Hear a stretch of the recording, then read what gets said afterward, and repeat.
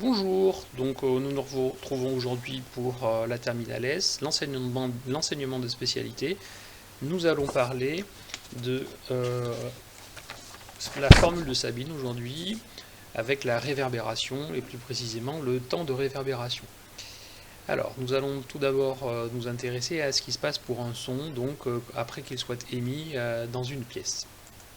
Donc, dans une pièce, si le son est émis par une source, il peut tout d'abord rencontrer un obstacle, un mur par exemple, et subir tout d'abord une réflexion. Premier phénomène que nous pouvons avoir, c'est la réflexion. Après, vous avez également un son qui va dans un mur. Il peut bien être transmis dans le mur en subissant une variation dans sa direction de propagation. Donc il va pouvoir être transmis, ce son-là, et subir, comme pour un faisceau lumineux dans le mur, une réfraction. Voilà. Nous allons surtout nous intéresser ici à ce qui se passe dans la pièce. Nous allons rester sur la réflexion et puis sur, évidemment, les phénomènes qui sont liés. Vous avez également, quand vous avez le son qui arrive sur le mur, une partie du son qui peut être absorbée. Donc vous allez également avoir ici au niveau du mur une absorption. Voilà. Et puis, si une source sonore rencontre donc des obstacles, si le son rencontre des obstacles, vous pouvez avoir à ce niveau-là le phénomène de diffusion et de diffusion. Donc le son est renvoyé dans toutes les directions, par des objets qui vont à ce moment-là être diffractants. D'accord ? On va retrouver le phénomène de diffraction. Voilà. Alors, pour le phénomène de diffraction, quelle doit être la longueur d'onde d'un son Quelle est la longueur d'onde d'un son? Donc, la longueur d'onde, je vous rappelle que c'est relié à la fréquence par la relation suivante. La longueur d'onde, c'est égal à la vitesse de la propagation de l'onde divisée par la fréquence. D'accord? Alors, on va se donner un ordre de grandeur pour les ondes sonores. Donc pour les ondes sonores, on va considérer un son à une fréquence, donc on va prendre une fréquence de 440 Hz, ça correspond au La, un son que vous connaissez bien. Quelle est la longueur d'onde donc associée au La à peu près? Alors quel est l'ordre de grandeur? La vitesse du son, vous savez que c'est environ 340 mètres par seconde. Voilà. Donc pour la longueur d'onde, 340 divisé par 440. Alors on pourrait faire le calcul en détail. Grosso modo, nous ce qui nous intéresse ici, c'est l'ordre de grandeur.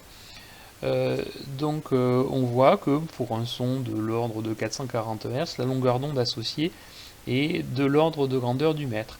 Donc pour les sons, on a des longueurs d'onde de l'ordre du mètre, ou un peu plus que le mètre, jusqu'à 10 mètres, ou 10 fois moins qu'un mètre, en gros de 10 cm à 10 mètres, bref, aux alentours du mètre. Ce qui fait qu'évidemment, on voit que les sons vont être largement soumis au phénomène de diffraction, puisque vous avez dans une pièce beaucoup d'objets qui peuvent avoir des dimensions de l'ordre du mètre.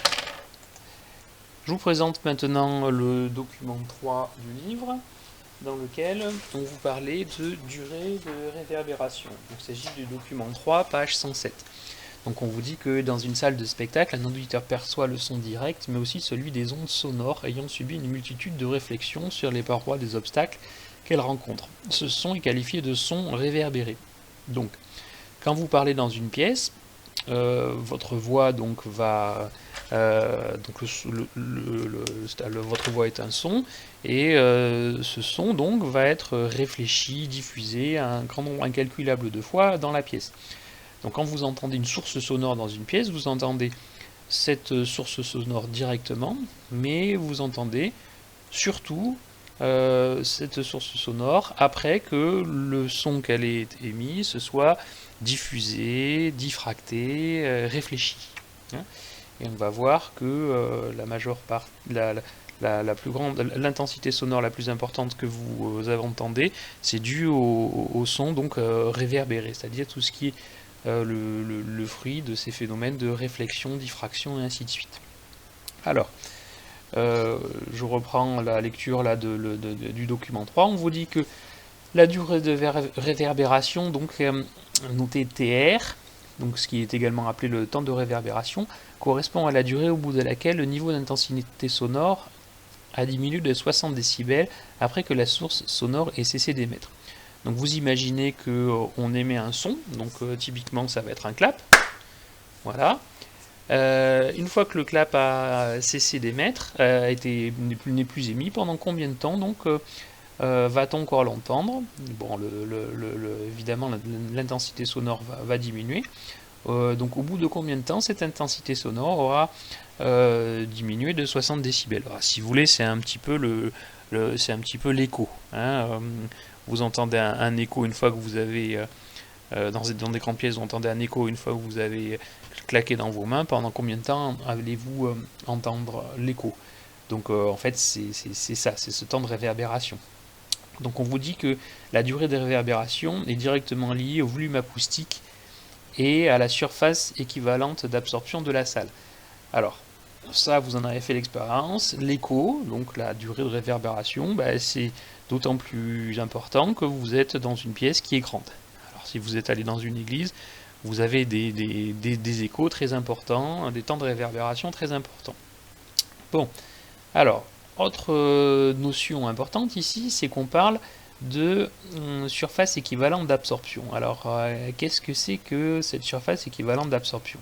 Alors, on vous dit que la surface équivalente d'absorption est équivalente donc au produit de la surface d'une paroi par le coefficient acoustique considéré. Donc, si vous avez une paroi de surface S qui a un coefficient d'absorption de alpha, eh bien la surface équivalente d'absorption c'est alpha fois S. Donc alpha c'est un coefficient d'absorption qui peut être compris entre 0 et 1. Alors quand vous avez comme ceci un son qui arrive donc sur une surface, donc ici un mur, eh bien je vous ai dit que le son peut être réfléchi hein, ou absorbé, en général c'est les deux. Alors si le mur donc est parfaitement absorbant, donc mur parfaitement absorbant, vous avez alpha égale 1. Donc là, ça veut dire que il n'y a pas du tout de son réfléchi. À l'inverse, si vous avez donc alpha et qui est égal à 0, donc le mur réfléchit totalement. Voilà. Donc, la surface équivalente d'absorption, comme je vous le disais, c'est la surface qu'aurait un mur s'il était totalement absorbant.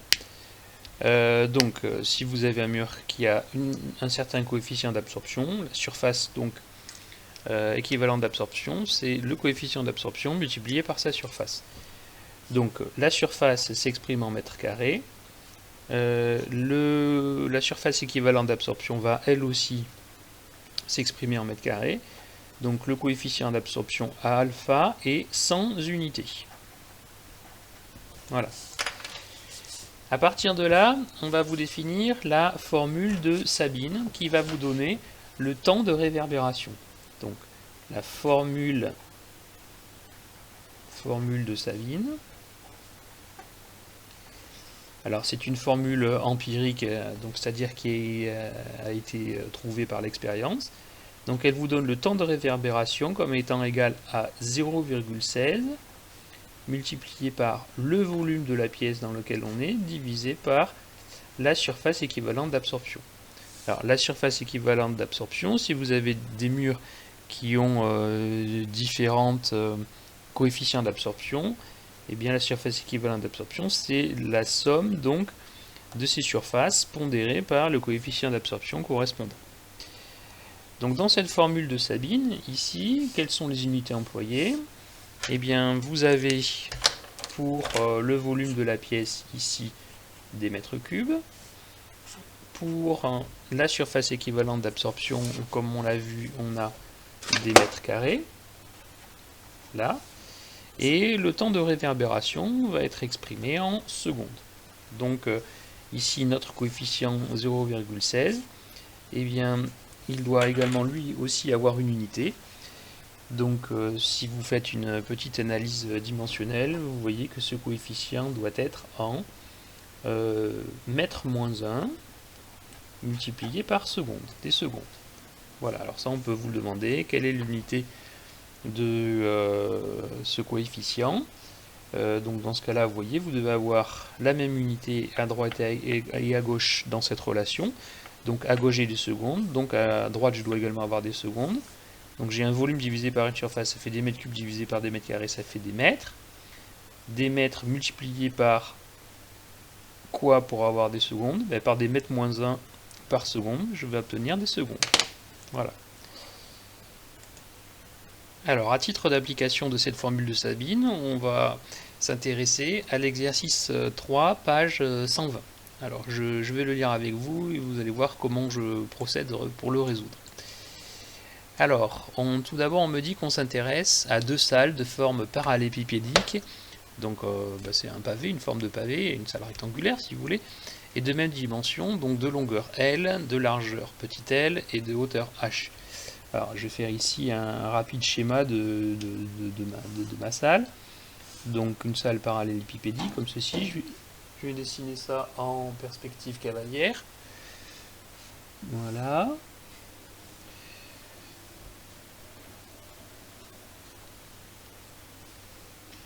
Donc, on m'a dit ici une hauteur h. Là. Alors on voit que h ici, je vais le mettre dès maintenant, c'est 3,2 mètres. Une longueur pour la salle, on me dit donc grand L 15 mètres. Et ici, une largeur L de 10 mètres. Alors ça fait quand même une belle salle, ça fait, vous voyez, une surface au sol de 150 mètres carrés, ça fait quand même une sacrée salle de cours. Hein. Alors, on vous dit, donc on a deux salles qui sont comme ceci. Donc on vous dit, l'une des salles est utilisée comme salle de réunion et l'autre comme salle de cinéma. Alors, dans un espace clos tel que la salle de cinéma, les parois et les objets présents se comportent comme des sources secondaires. Alors, qu'est-ce que ça veut dire, des sources secondaires? Eh bien, ça veut dire tout ce qui est table, chaise, bureau, etc. Même les humains vont absorber, réfléchir, diffracter le son. Et donc, si le son est diffusé sur les objets, eh bien, ils vont être des sources secondaires, c'est-à-dire que le son émis par une source va pouvoir être diffusé sur ces objets et vous pouvez entendre le son qui est en provenance de ces objets-là. Donc ce sont des sources secondaires. C'est une analogie que l'on fait avec l'optique. Par exemple, en optique, une source secondaire de lumière, c'est une source de lumière qui ne produit pas sa propre lumière. On vous a dit en quatrième que la Lune est une source secondaire de lumière. Elle émet de la lumière, mais cette lumière a été produite par le Soleil. Bon, voilà, je referme la parenthèse. Alors, pour la suite, on vous dit, au son direct, superpose des sons réfléchis, diffusés et diffractés. On parle de phénomène de réverbération. Donc, si vous parlez dans une salle, vos auditeurs vont entendre votre voix directement et vont entendre également votre voix réverbérée, diffusée ou réfractée. Et vous verrez qu'ils peuvent entendre plus votre voix réfléchie, diffusée ou diffractée que votre voix provenant directement de votre bouche. Celui-ci se caractérise Alors, on parle de phénomène de réverbération. Donc celui-ci se caractérise par la mesure de la durée de réverbération, c'est ce que l'on a vu dans la formule de Sabine. Sans revêtement particulier, sans mobilier, la durée de réverbération est de 2,2 secondes. Donc c'est une durée de réverbération assez importante, 2,2 secondes. Quand on est dans une telle salle, on a, quand on parle, eh bien, une sensation assez désagréable, parce que tous les sons vont se superposer. C'est un petit peu assourdissant. Quand on est plusieurs à parler, rapidement on ne s'entend plus, parce que on entend tout le monde, et comme le son se réverbe pendant un certain temps, eh bien, vous avez tout un écho, ça fait une espèce de ce qu'on appelle un brouhaha. Donc évidemment, c'est pas très recherché si on veut entendre clairement les sons, hein. Alors, notamment dans une salle de cinéma, on va vouloir un temps de réverbération plus faible. Alors on vous dit, dans une salle de cinéma, les murs sont recouverts d'un matériau de coefficient d'absorption alpha 1 égale 0,20. Alors, je vais le noter ici. Donc je suis pour ma salle de cinéma. Salle de cinéma. J'ai un temps de réverbération. Pardon, j'ai un coefficient d'absorption donc pour les murs. Donc les murs c'est ça, ça, ça et ça, hein. Donc j'ai un coefficient d'absorption de alpha 1 égale 0,20. C'est-à-dire qu'ils absorbent 20% du son qui arrive sur eux. On néglige l'absorption par le sol. Donc c'est-à-dire que pour le sol, on a un coefficient d'absorption qui est nul, hein. On n'a pas d'absorption au niveau du sol par rapport aux absorptions par les murs et les plafonds. Et donc au niveau du plafond, on a une certaine absorption, mais on nous dit rien dessus. Voilà. Alors, la question que l'on vous pose ici, c'est, alors je vous la lis, elle n'apparaît pas ici, il faut déterminer le coefficient d'absorption acoustique alpha 2. Donc voilà, c'est ce coefficient acoustique alpha 2 du matériau avec lequel il faut recouvrir le plafond de la salle de cinéma pour amener la durée de réverbération à une valeur de TR égale 1,5 secondes. Les murs de la salle, oui, bon, après il y a une deuxième partie à la question, on va voir ça après. Donc, pour commencer ici, on récapitule.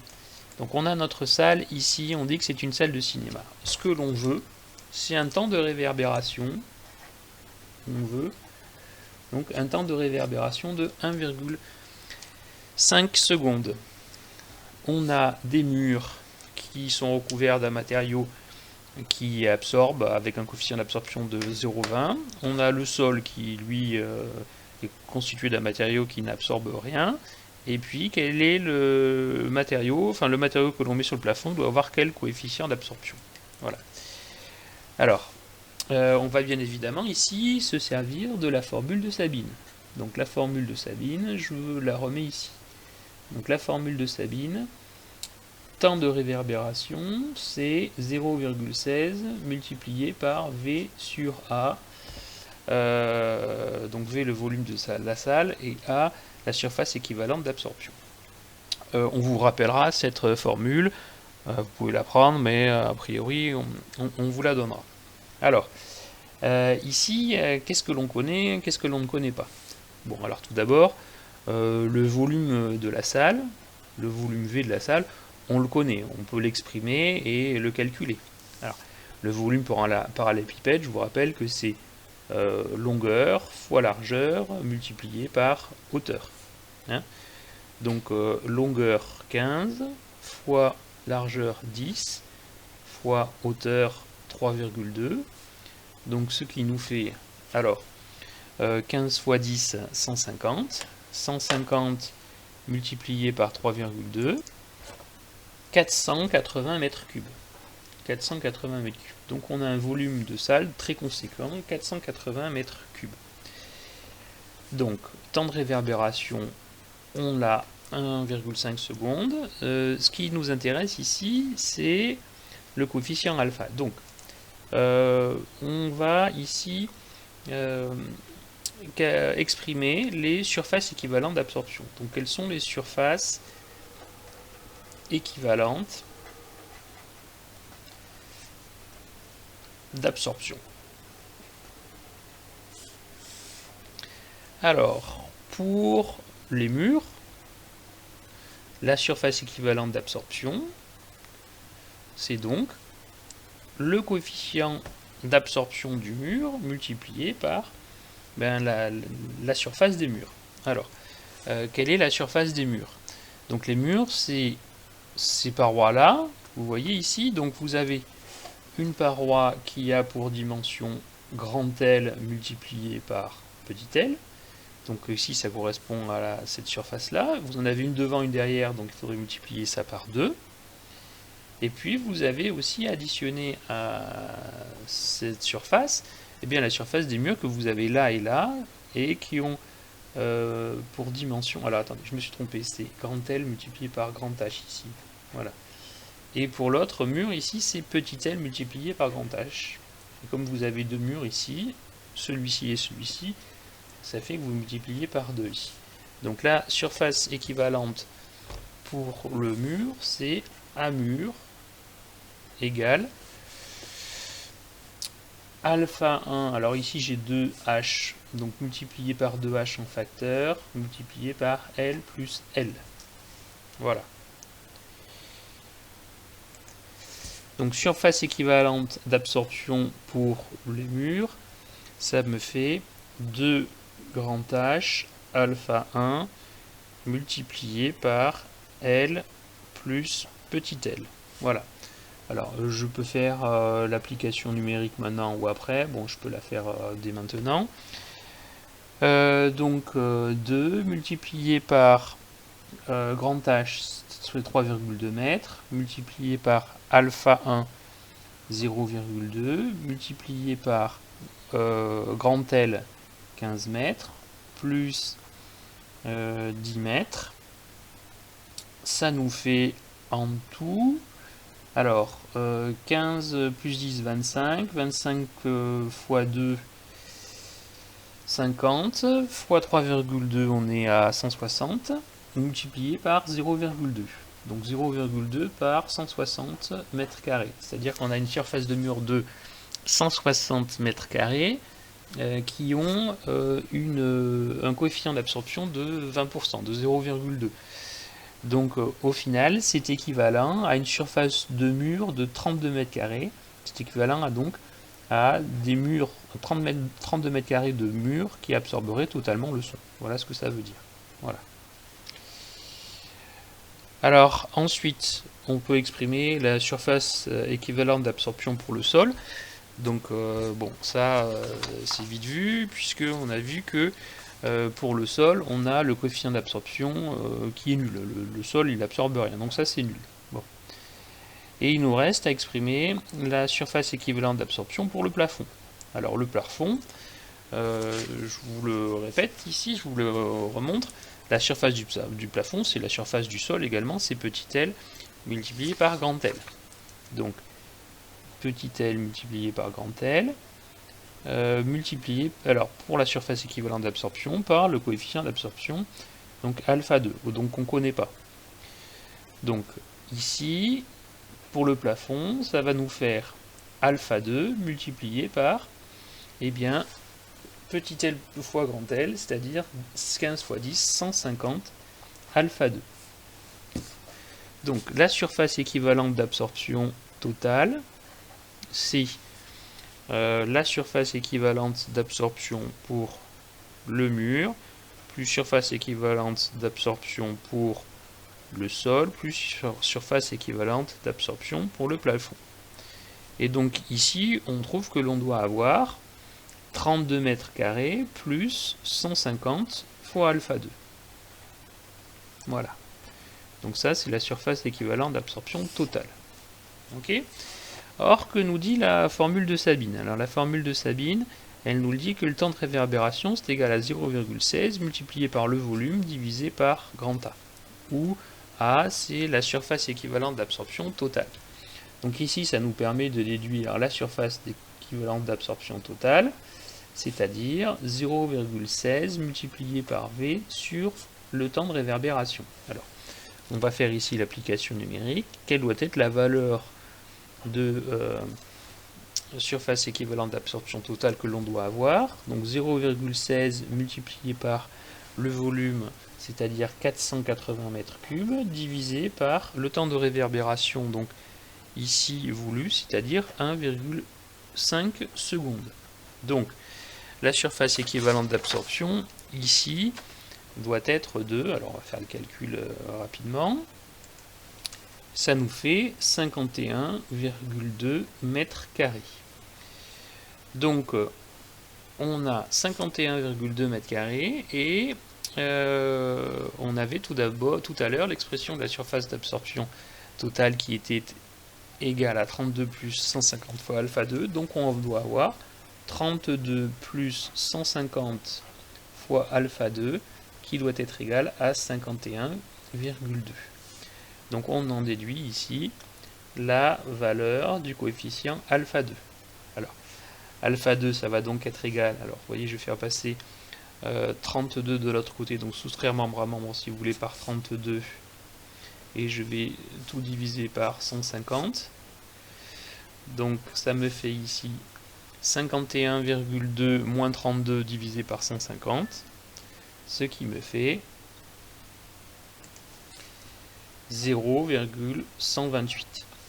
0,128.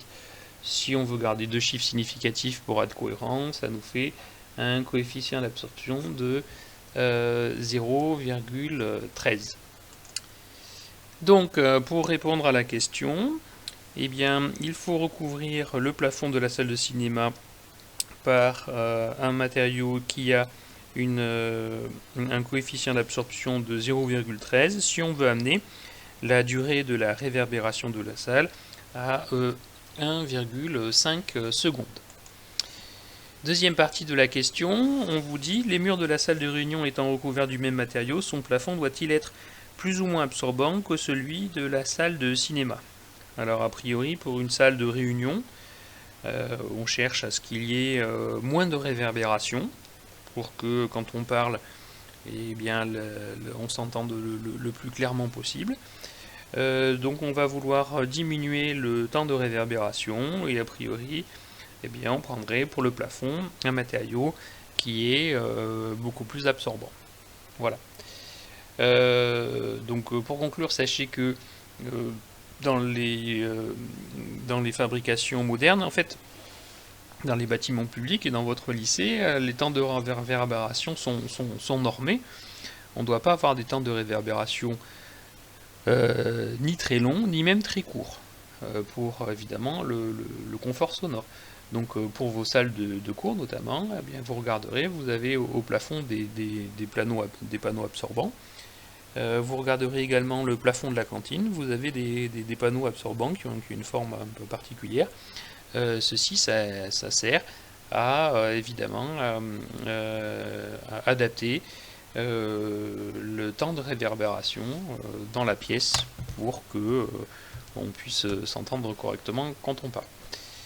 Donc voilà pour cette première vidéo.